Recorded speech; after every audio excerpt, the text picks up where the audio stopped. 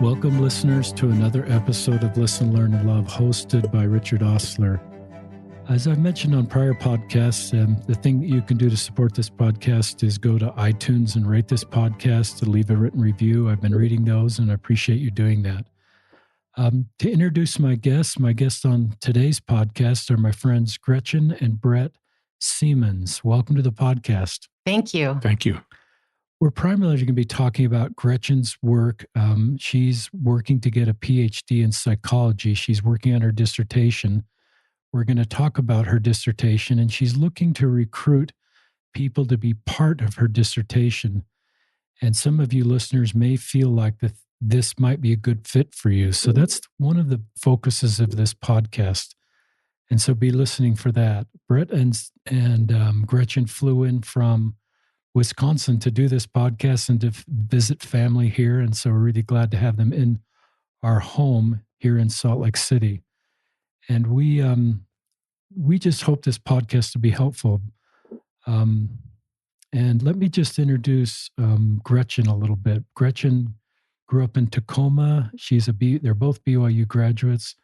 Gretchen has a BYU degree in French and then 2 master's degrees after that, and is working on her PhD. This couple has 4 children and 1 granddaughter.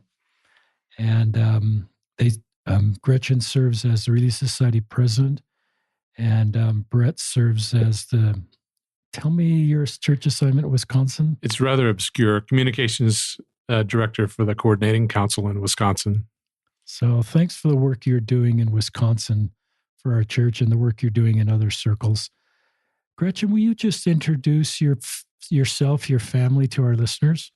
Sure. So Brett and I have been married for 30 years, and we have 4 children. Mary's 27, married, lives in Bentonville, Arkansas with our grandchild, Diana.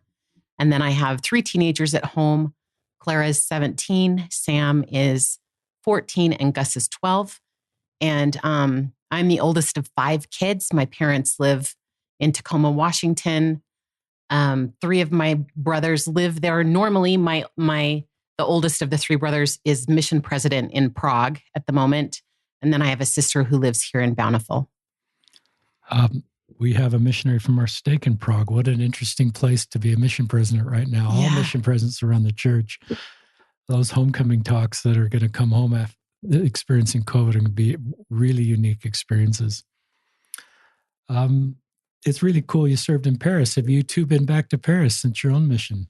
When we were in our late 20s and early 30s, we lived in England for 6 years. And so I went to France every chance I could get. So I've been back a lot. And then since we have moved back to the States, so it would have been 17 years ago that we've moved back to the States. I've still been back there every couple of years. Love France. That's great. Yeah, wonderful place. Does Brett learn any French in your 30 years of marriage? Oui. Not very much. No. That's awesome. What took you to England? So I had an opportunity to further my career as a consulting psychologist. So that was our first opportunity for me to be a consultant in my field. Talk about what it is to be a corporate consulting psychologist, if I said that right. So briefly, you did. Yes. Briefly, it's helping senior executives grow and develop themselves and grow and develop their people, improve their culture, make it a better place to work. And how long has that been your career? And talk about your education just for a second, Brett. So I have a PhD in psychology as well, but never practiced clinically. I have been doing executive coaching and leadership for over 25 years. And what part of England were you in? We were in the south, near south of London, near Guildford. That is great. I love England, served a mission there, and so I love that country. What a wonderful life experiences you 2 have. Talk about your decision to go get a PhD, Gretchen. Just talk about that. Well, I started out in French and loved that really passionate about the French language, culture, history, literature, everything. And I think the reason why I just kept going to school is because we had our daughter Mary, and then I felt very, very strongly about spending as much time with her as I possibly could, because for a long time, it looked like we were just going to have one child. And so I didn't want to work full time because I wanted to be with her. And at the same time, I was feeling unchallenged intellectually. So I just kept going to school and loved it. And it was my own private, wonderful little world where I got to just really do a deep dive into all things that had to do with France and French and the language and all of that. And along the way, I got a master's degree from Wayne State University in language and culture. And then when we moved to England, I got a master's degree at Oxford, which was thrilling. Cool. It was amazing. And that was focused mostly on women writers in medieval France, which was fantastic. And I did a lot of paleography. So looking at antique manuscripts, things like that. That was really cool.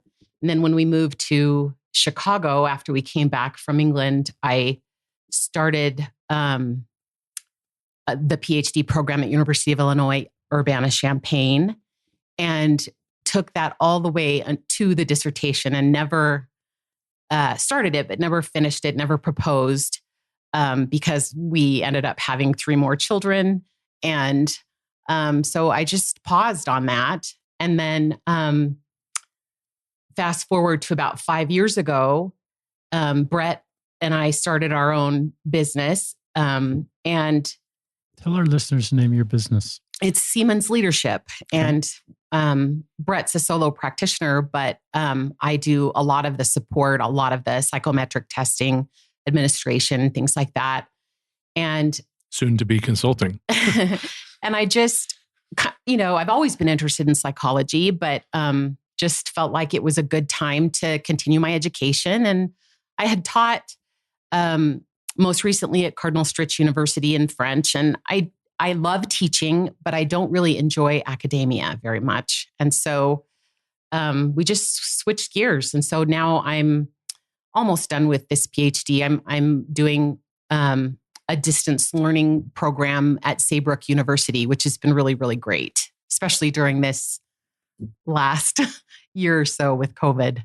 So that's kind of a long story. Sorry. It's really good for our listeners to hear stories. I like hearing stories of women that have in our faith that have multiple paths.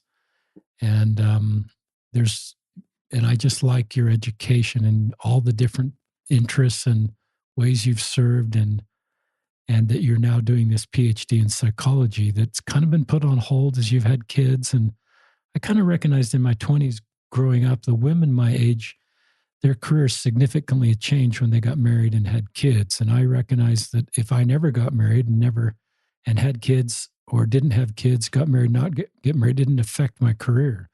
That was just sort of, and that's been in my brain for about 30 years. Would you, before we talk about your PhD and what you're doing, will you talk to younger LDS women? You used a phrase in there where I just know there's a lot of younger LDS women that are managing sort of, I have these dreams, these career dreams, and I also would like to be a mother and spend time with my kids. And there's just a lot of conflict on those two roads and how to manage that. And there can be real guilt for all age group LDS mothers that are in careers and raising families. And any just kind things you'd like to say to that group as you've been walking this road firsthand for multiple decades? Yeah. I would say that even though I've had the opportunity to get a lot of education over the years, that I've never really built a career for myself. And I've done that instead. I've kind of fulfilled myself instead with education. And luckily, we've been able to make it on a one income. But I would say that that was a conscious choice, because I could have stopped going to school and started working somewhere and really pushed to get ahead in that career and move on up and do all the things that you do when you have a career and you're very serious about it and passionate about it, which is great. But our situation was unique. And having said that, everyone's situation is unique. And so I think as a woman and as a young woman, you have to look at what you really want, and everybody knows what they want and deep down, and listen to what people have to say. But in the end, my grandma used to say, I listen to everybody's advice and then I do what I want.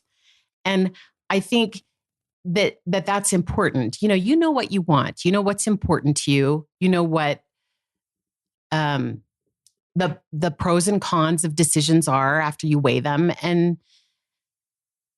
then you also have to be flexible and open to opportunities that come your way. You may have everything perfectly planned out and then boom, something happens and you have to take a left turn. And that's okay too. I just think a lot of it comes from being willing to move in any direction to, you might have to take a detour to get to where you want to go.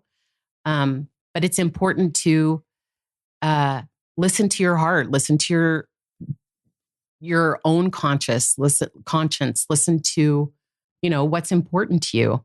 For me, it was staying home during those young years with my oldest. I don't regret not building this fabulous career. Although sometimes, I think it would be cool. But do you kind of know you would have had a great career? I would hope so. She would have. I would hope so. I think that,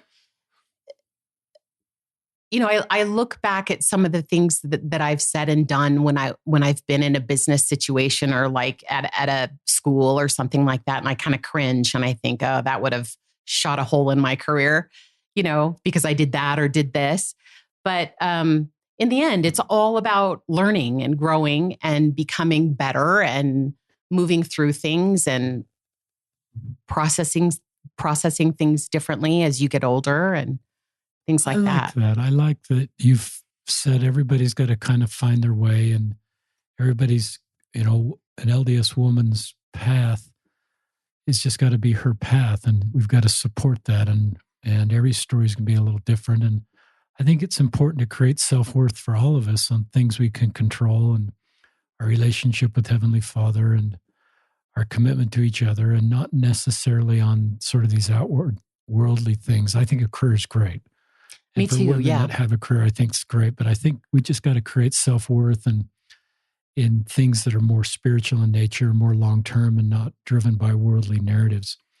But I'm careful there. I hope I've inferred that a career is not a good thing, because I guess I'm the most sensitive to women that are at home with the kids right now in their 20s and 30s, knowing that they could be doing something very different. And at times being hard on their self-worth. That's really hard sometimes to be home with a bunch of kids. Sure. And other women, and even a husband is out there and succeeding and getting a lot of support and societal support. And so I'm sensitive to that group right now in particular. And I don't know if any of you have any things to say to that group. Well, there's no reason why you can't have both. I mean, you can raise your children and, get them to the place where you're feeling like you did a great job and they're all happy and you're all happy and everything's going great. And then, when you're 40 or 50 or 60, you can start a career. There's no reason why you can't start a career when you're a little older. It takes some adjusting, right? Though, because for a woman to expect that she needs to change all the diapers and do all the dishes and pursue a master's degree or a PhD, that's crazy making. So you need to work things out as a couple and as a family in order to support mom's dreams, because those are as important, if not more, than what's going on for the wage earner. When we get to the other side, it's not going to be about who had the better career. Mm-hmm.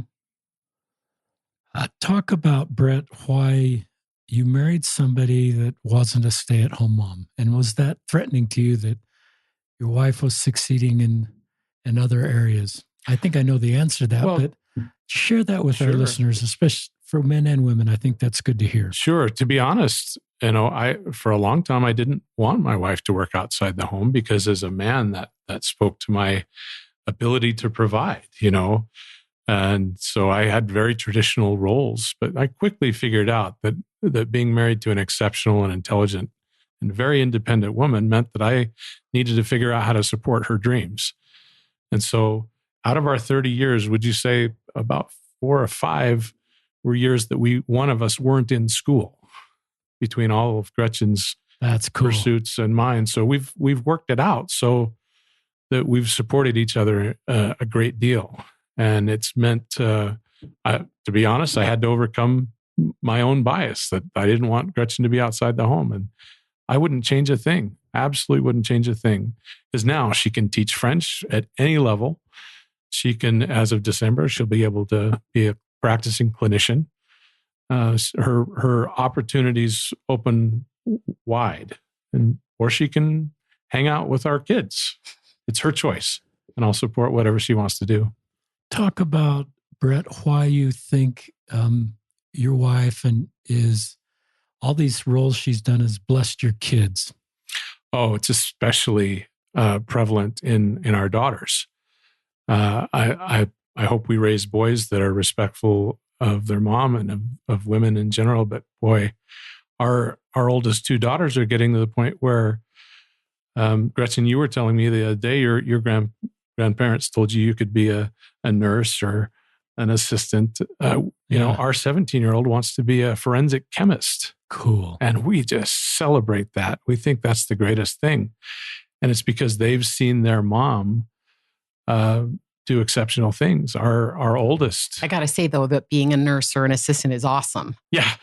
It's awesome. And I say those things just because those were traditional expectations rather than those are wonderful pursuits for people who want them. And our oldest is doing exceptional things as a young mother now. So we're watching her follow her dreams and be a young mom at the same time. So the ripples in the water are magnificent. I love that segment. I'm really glad we did that segment. And I'm probably a lot like you, Brett, and my dear wife, I don't share too much of our personal stories because most of your stories is, we've raised 6 kids. And she now, as the kids our youngest is 19, has done some of the things you're doing and I like what you said, that why can't you go back to school in your 40s and 50s and why can't you start a career then?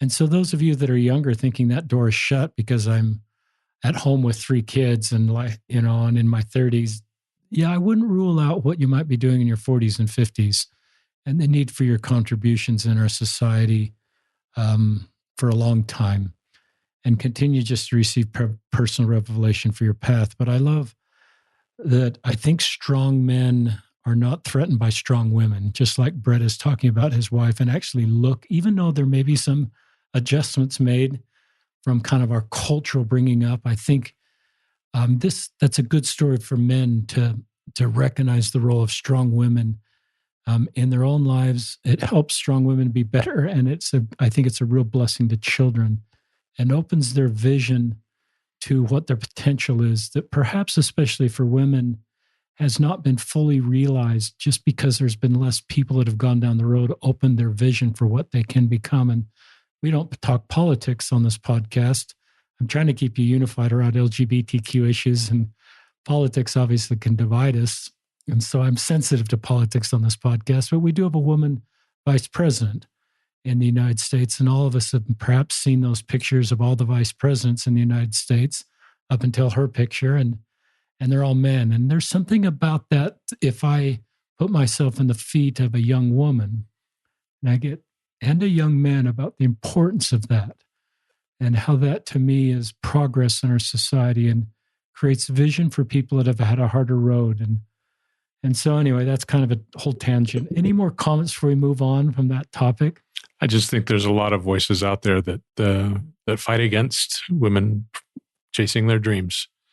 And so I suggest we follow the advice of Gretchen's grandma. So let's talk about your PhD and talk about the focus of your dissertation and you're recruiting people to be a part of, I'm not using the right vocabulary, part of your dissertation. So just introduce that to us, as well as your email address for people that want to potentially be a part of your dissertation. Sure. So I'm especially interested in kids who come home early from their mission. And I'm not talking about kids who've come home early because of COVID. That could be a completely different study, which might be fun to do later on. But I'm talking about kids who have come home for other reasons. And I'm really interested in this intersection between an early return and spiritual development and anxiety, and sort of that spot right there where those three things meet.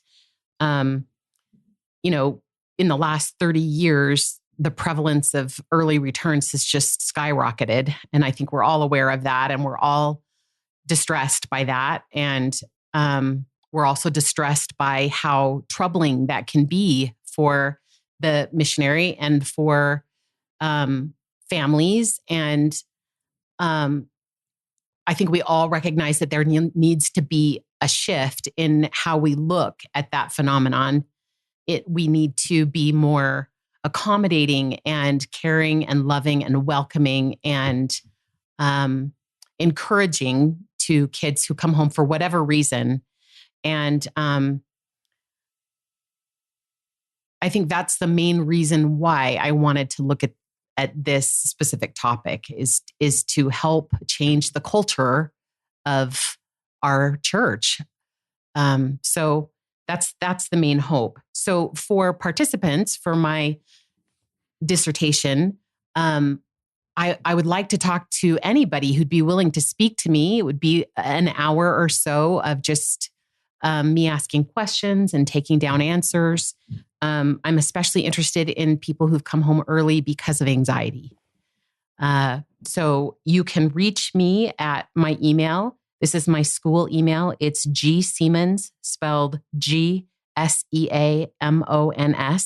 at saybrook.edu. And Saybrook is spelled Saybrook. And are you looking for early release missionaries in the last 5 years, last 10 years, last 1 year? Ideally, it would be great if former missionaries were under the age of 30, because I'm looking more specifically at anxiety in younger people. So, talk about this intersection of early release missionaries and anxiety, and talk about why. And I assume there's kind of some hypothesis in your mind as you're doing this PhD. Just talk more on this subject. All right. So adolescent anxiety diagnoses are up 17% within the last 10 years. It's a huge jump. 28% of college students claim that anxiety affects their academic performance in some way. 30% of young people will qualify for an anxiety diagnosis sometime in their young life.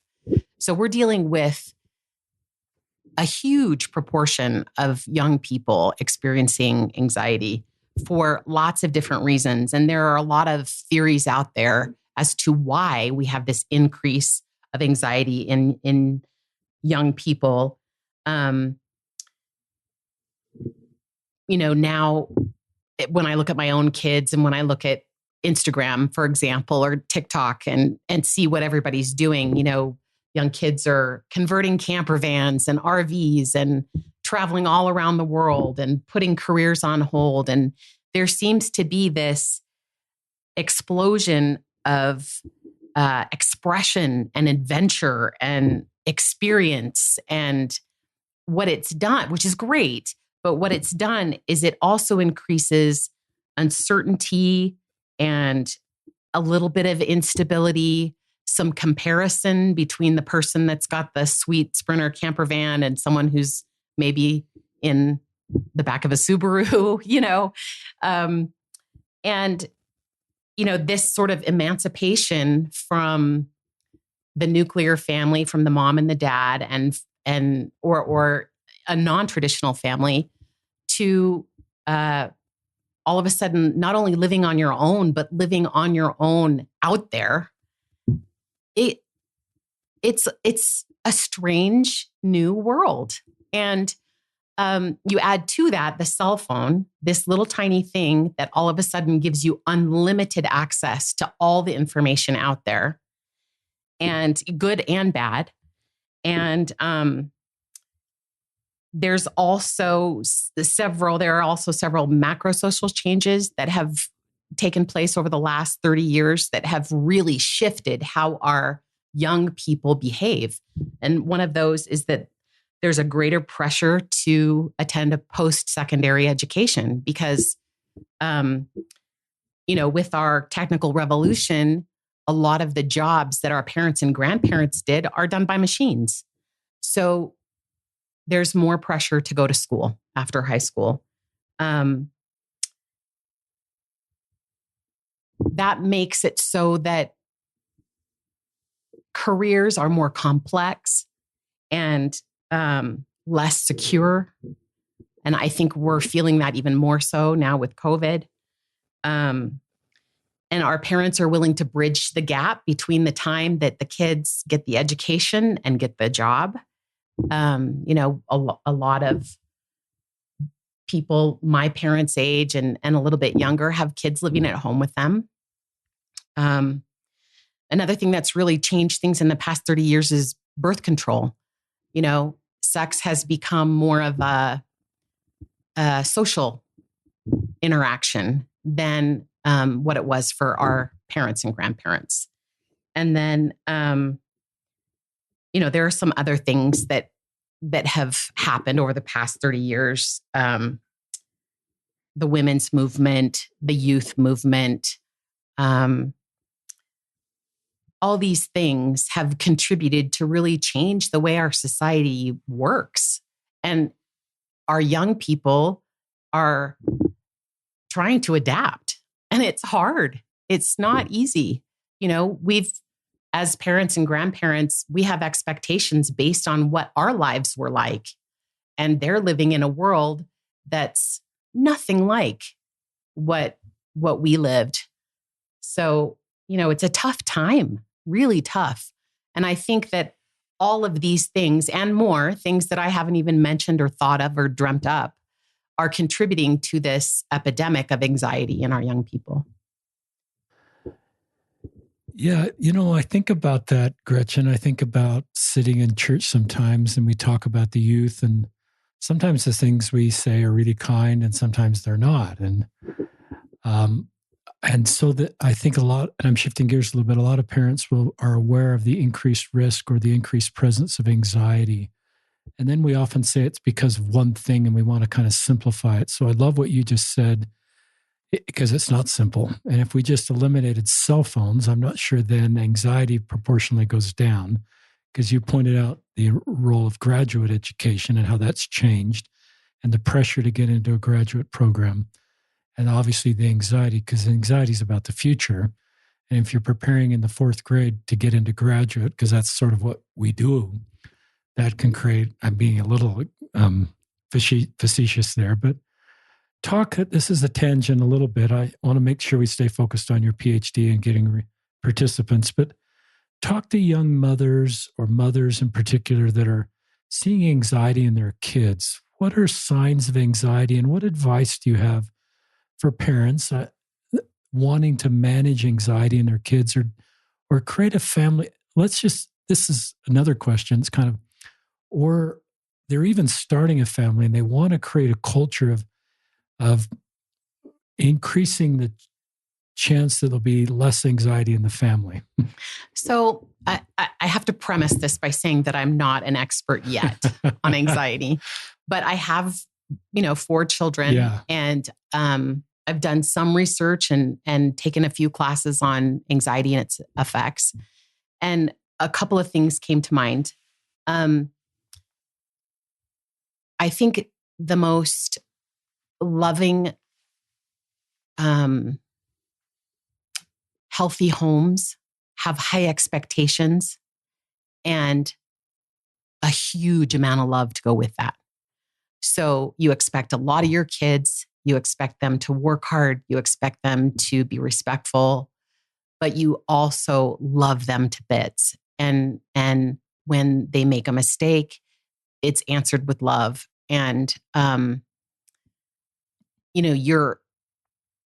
the communication is another huge, important component of raising well-adjusted kids. So if, just an example, and a lot of it's nonverbal. So, the other day, and this is maybe a very small, sort of innocuous example, but our 12-year-old is a swimmer. And I told him that he was going to participate in an inter squad meet in a couple of weeks. And he looked at me, this happy-go-lucky guy, and his little eyes filled with tears so fast. And I was alarmed, but also in my head, I'm like, what's the big deal? It's just an inter squad meet. All you have to do is dive in the pool and swim a couple of laps. And once I talked to him for a bit and realized that he was really nervous about diving in the pool because a couple of years ago, he had done that and bashed his head against the bottom. And so I think the other thing, Brett will confirm this, is that a lot of times the communication happens at 11 at night when you're exhausted and the teenager is sitting at the end of your bed, and, you'd rather go to bed than listen to, an endless tale of whatever, So I think communication, high standards, hard work, a lot of love. I think that's all really important. But one thing that I'm still struggling with is also not measuring a child's success or failure by your standard that you had when you were growing up, because everything that I just explained demonstrates that what they're going through and what they're living, these kids, is just, it's like a different planet from ours, the planet of our childhood. And so it's almost like learning a new language or getting to know a new culture, even though, like, you're living in the house with this alien, you've got to get to know them. You've got to get to understand the world that they're living in before you understand what's going on. That's a really good segment too. I'm thinking of your 12-year-old son and that story you told about this regional swim meet, if I'm using the right language, and you saw tears in his eyes. And I'm thinking about that a moment where you recognized and were able to get to the bottom of what was going on there.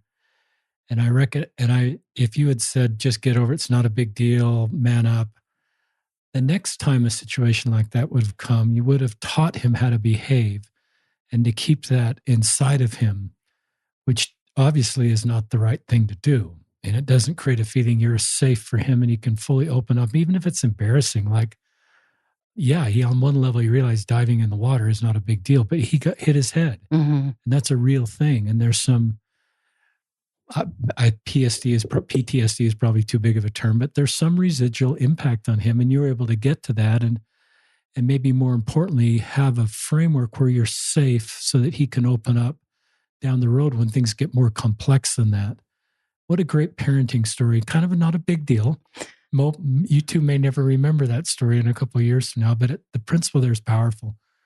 Any more thoughts on that? And I love what you said. You shouldn't compare your kids to you, even if it's like a whole foreign world. And I would say, and I think you're doing this in your home, not compare them to each other.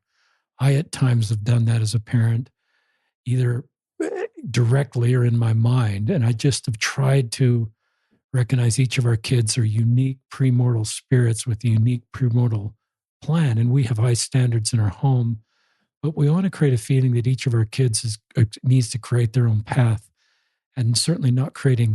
It can help to have vision from other siblings, just like your vision of your work is creating vision for your children. So I think there's some wonderful dynamics can happen in a family that can be positive. But if it's the pride of keeping up with a sibling or a culture that wants all the siblings to sort of hit the same standards, then that can be obviously just very difficult for kids. Any more thoughts on this topic?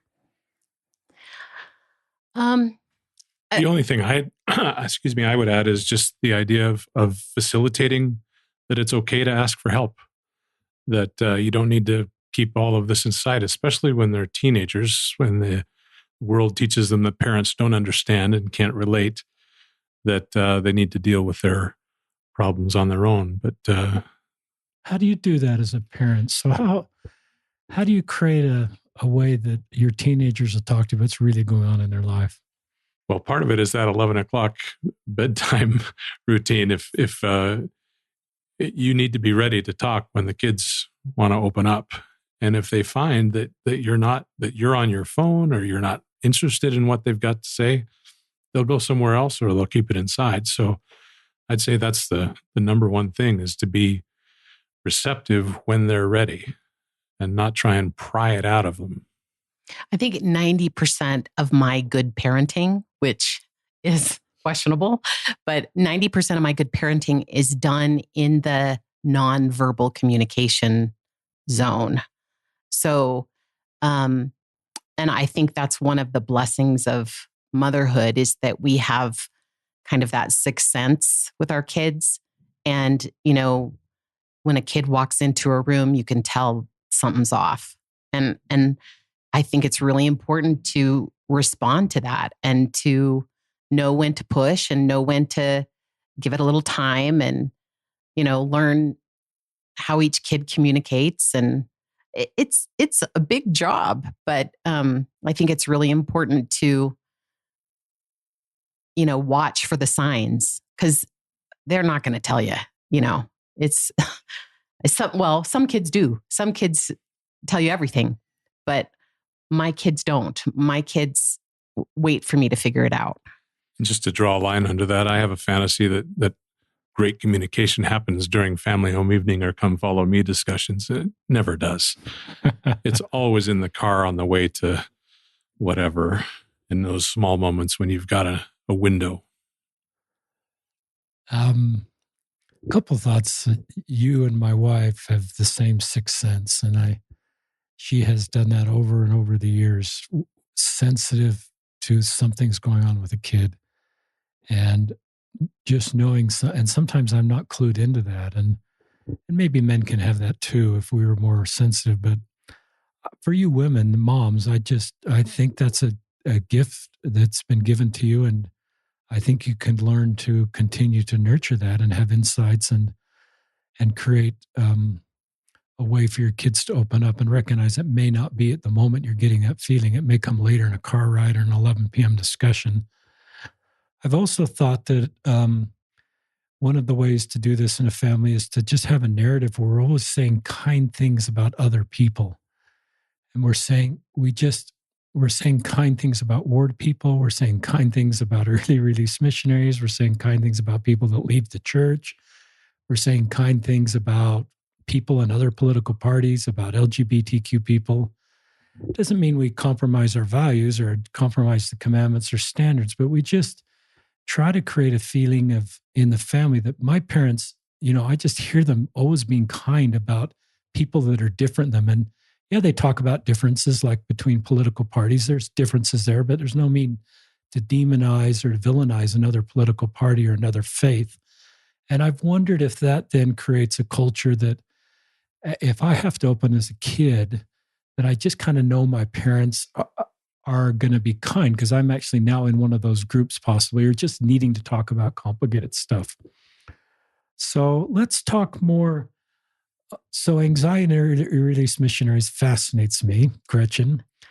If the cumulative anxiety level for all missionaries leaving in 1980 was 12%, and now it's 25%, if I'm making these numbers up, if we could dial it back down to 12%, would then the early missionaries go to the same rate it was back then? Or is there more to early release missionaries than just the higher anxiety?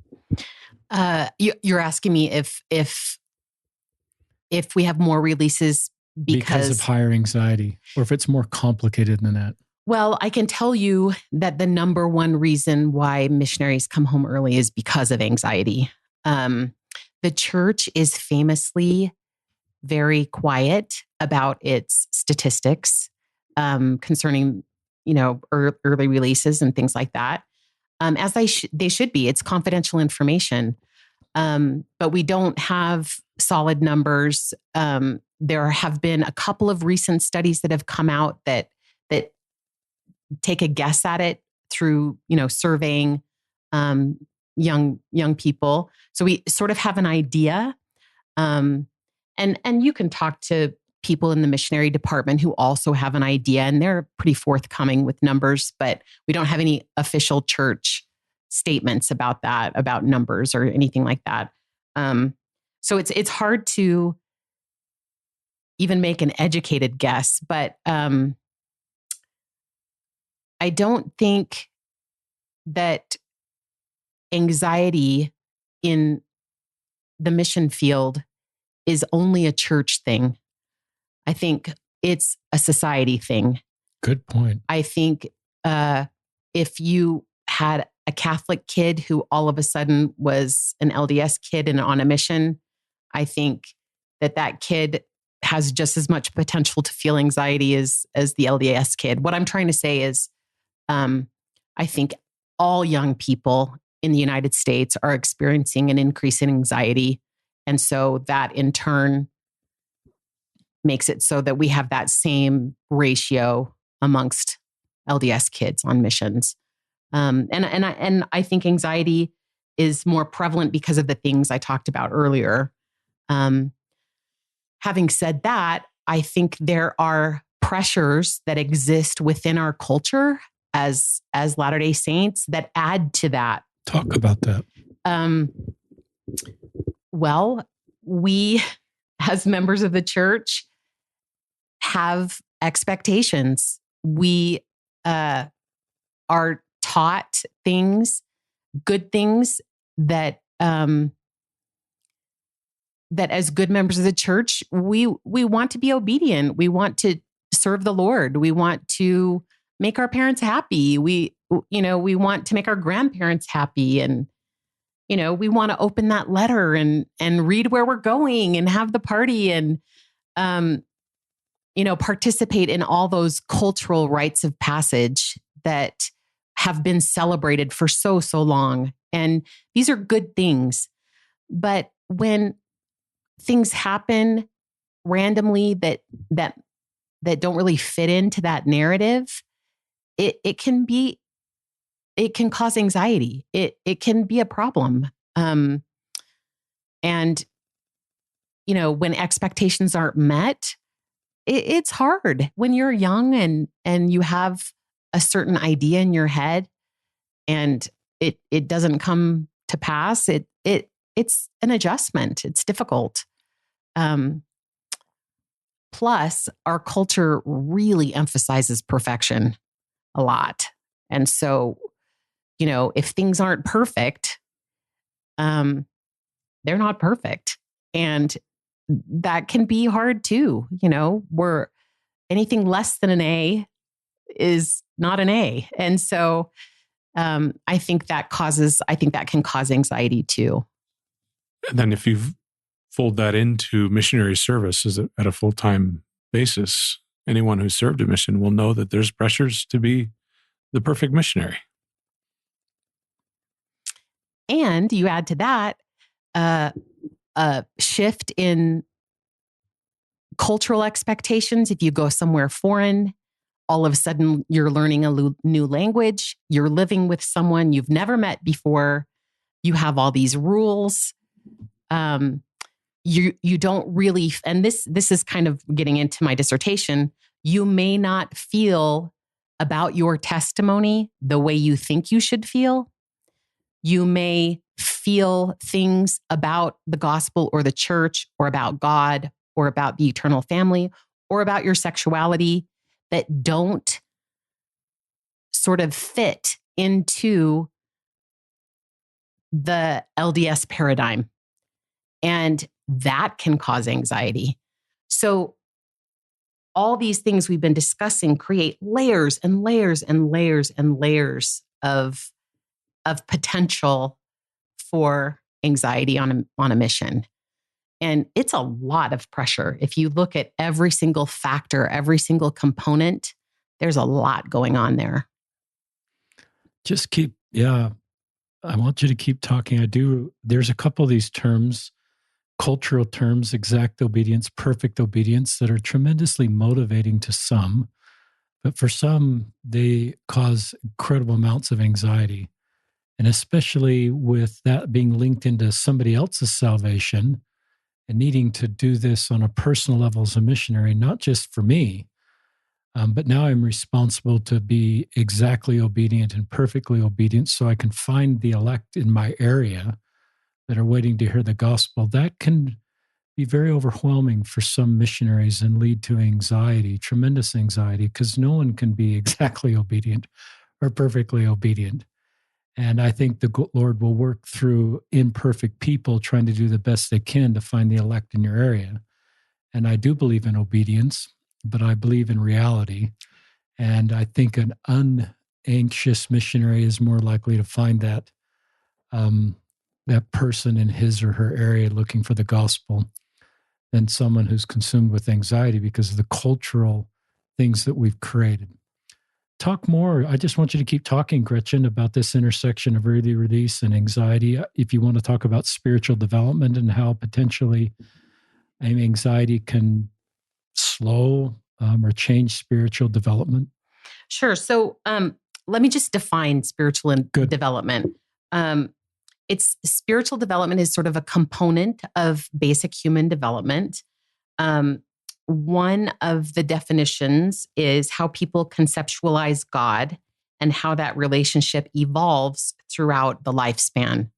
So it's a ever-changing, ever-moving, sort of oscillating process with dips and turns. It's not like this clean staircase that we take. Having said that, there are all sorts of spiritual development theories out there. And the first and probably most popular one is James Fowler's Stages of Faith, which he adapted from Erickson and Piaget. And what it basically is that people take these steps, these stages, they go through these stages in spiritual development as they get older.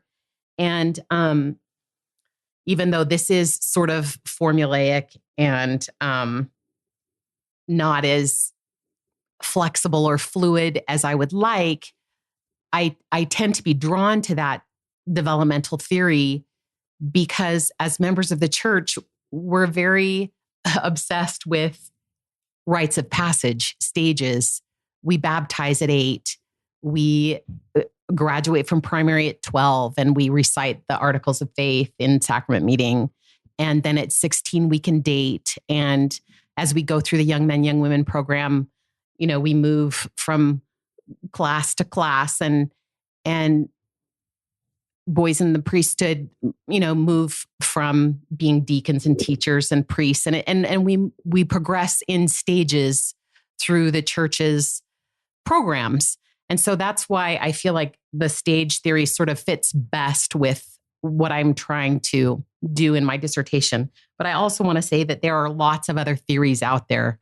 There are theories that emphasize more the emotional attachment with God, like you would with anybody else. So like you would have like a secure attachment with God or an avoidant attachment with God. It's a more emotional attachment theory base. There's also a theory that, and I wouldn't say that this is a developmental theory, but I kind of see it this way. And this is the idea of SQ or spiritual intelligence. And it's similar to the whole idea of emotional intelligence. And it's sort of the best intelligence that you've got, right? Your spiritual intelligence, how you react to people, how you feel about things.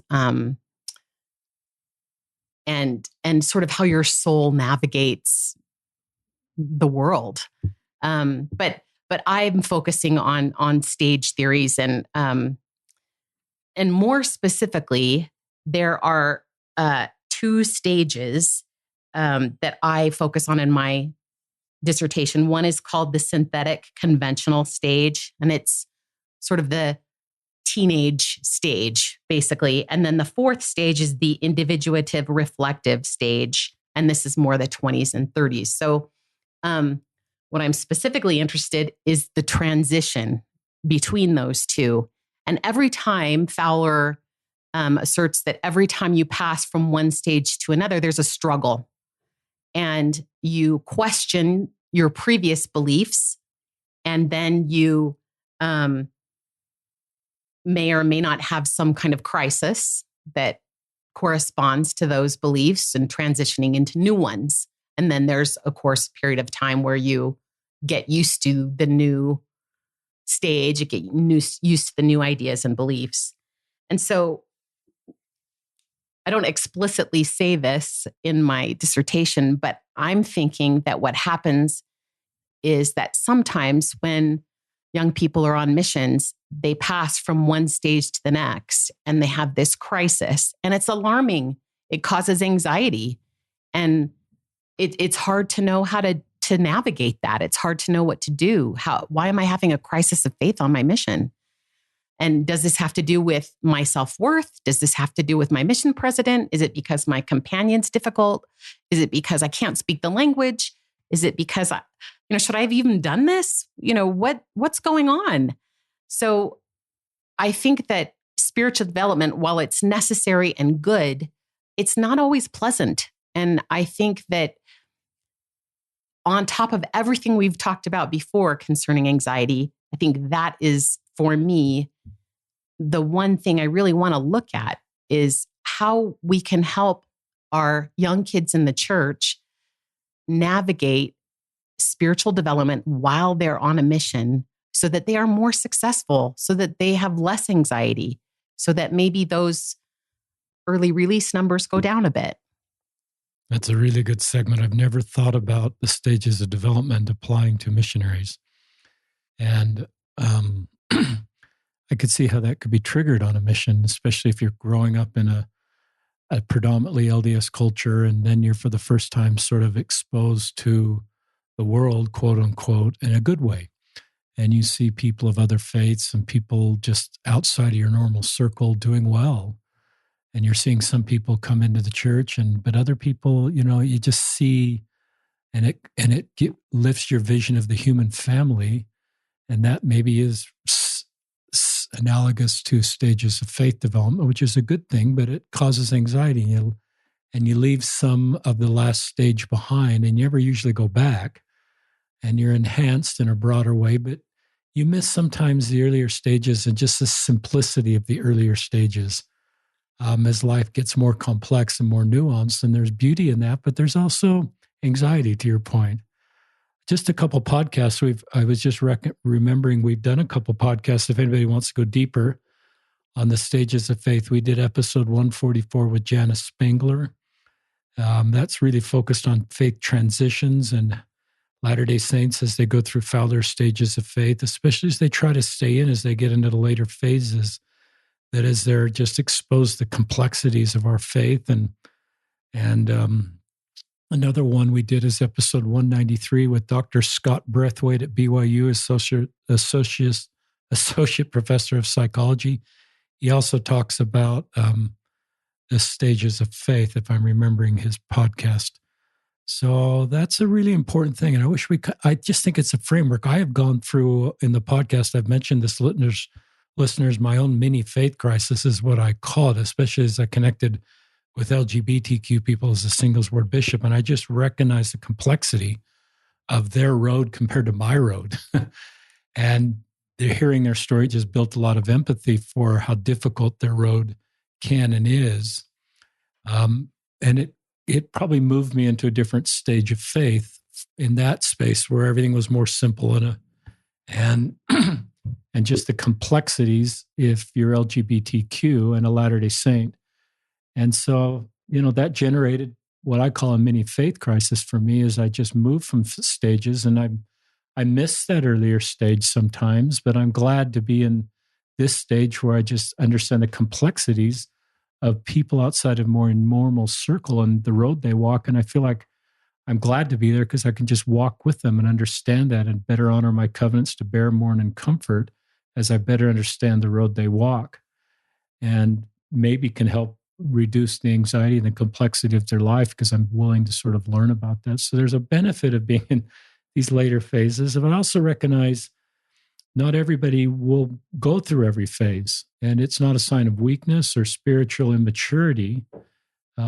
It's just sort of a sign of, it's just kind of unique to every Latter-day Saint on how many of these stages they're going to go through. I have wonderful people in my life that will probably never go through the complex stages I've gone through, and I don't want to draw them through the stages I've gone through because it's complex and it's painful, and you miss the earlier stages. Any thoughts on any of that? And I'll turn it back to you. And we're coming close to the hour mark, so I just kind of turn it back to you for any other comments, other sections, anything else you want to share. I just wanted to mention as well that a mission is so unique. It is uniquely a Latter-day Saint phenomenon. I don't know of any other situation, project, undertaking like it anywhere.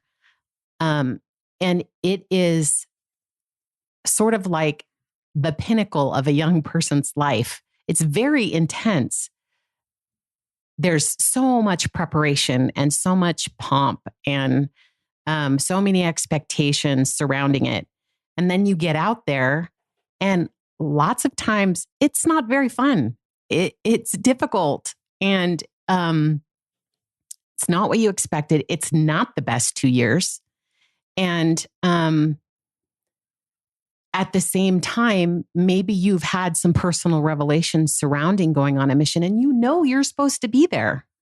So here you are, knowing that you're supposed to be where you are, and it's a nightmare, and everybody else seems to be doing okay. And then you have this crisis of faith. In addition to all of that, when you're on a mission, you're on your knees 5-6 times a day. You're teaching the gospel over and over and over again. You're spending hours and hours studying. So you're in a situation where your spirituality and your focus on spiritual things is very, very intense, unlike any other time in your life.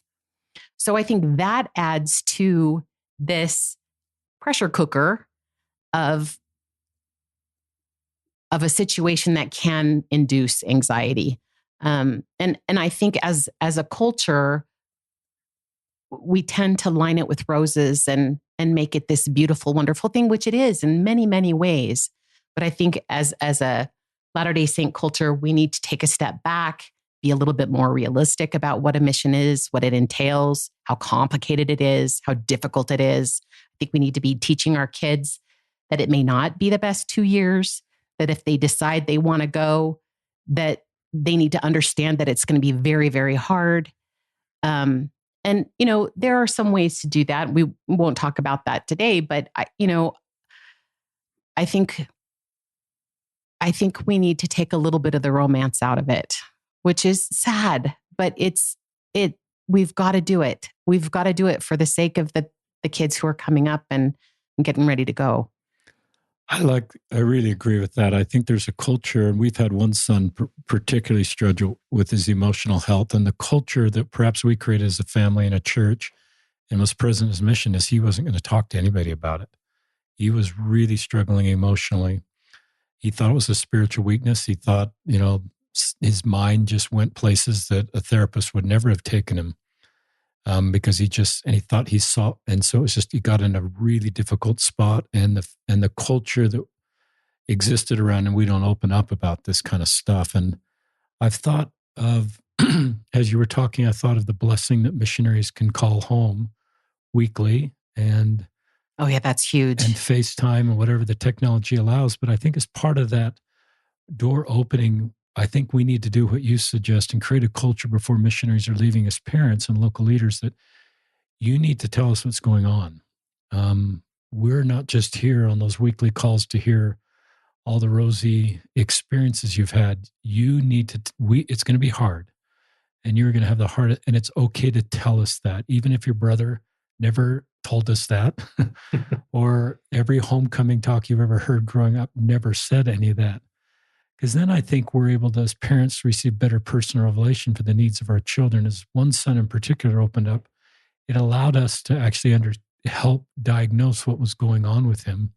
We as parents, and then get him the right kind of therapist through the mission present, the proper channels to deal with the emotional issue that he was dealing with. But that came because he just finally opened up, and we were able to then connect the dots a little bit. And just, so I really agree with that. And that isn't a change of doctrine. But we can't create a narrative, listeners, that this generation's weak and that's why they're coming home, or we were tougher and they're not as tough. And that, to me, and you're both shaking your heads as I say that, and some of you listeners are doing the same thing. We need to change that narrative. It's not consistent with our baptism covenants. It doesn't create a way of, it makes, it's playing small ball and making our church smaller and less loving and less accepting and less helpful. Brett, I don't know if you have any thoughts to share on this subject. Just my final thought. I'm really pleased with the work Gretchen's doing, and I'm very hopeful because of what President Nelson is asking us to do as individuals is a very personal process of trying to hear him. And if we can help young people make those spiritual transitions before they go on their mission, or help them navigate it while they're on their mission and understand what's happening and understand the difficulties, then we'll all be better off. Gretchen, I want to make sure you give your email again. Anything you'd like to share in closing? No, do you want people, just early release missionaries, to reach out to you, or people that have anxiety that aren't an early release missionary? Just once again, clarify what kind of participants. Yeah. So I do have pretty specific parameters, and they are that the participants have to have come home, been released early from a mission. It doesn't matter if it's 1 month or 18 months or whatever, but they have to have come home early. I would prefer that they were under the age of 30, and that anxiety was a component or a factor in the decision to come home. So if I came home for other reasons and anxiety was part of my story, that would still be okay for me to contact. Yes, that would be fine. If someone, for example, got in a car accident or something and had to come home, then that wouldn't work. But and even listeners, if you've had an infield, what's the right term for that? Infield mess up. There's a better term the church uses, or a belated confession.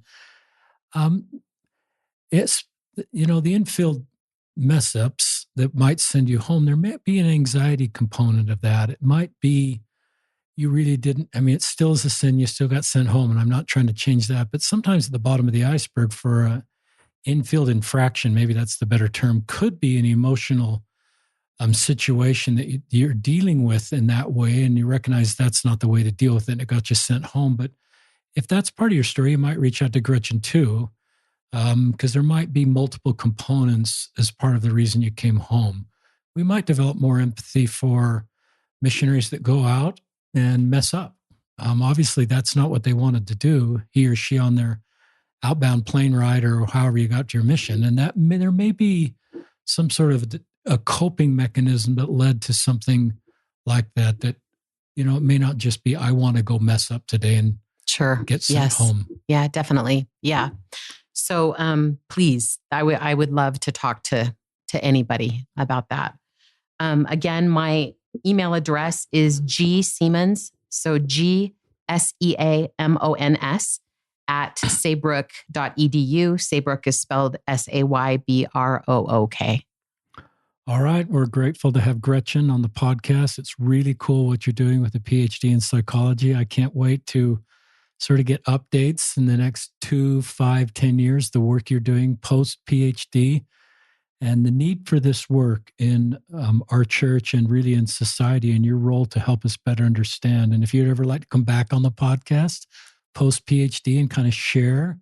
There's just a need for this kind of content, and many of you are looking for the kind of content and the work that Gretchen's doing. So Gretchen and Brett Seamons, thank you for joining us on another episode of Listen, Learn, and Love.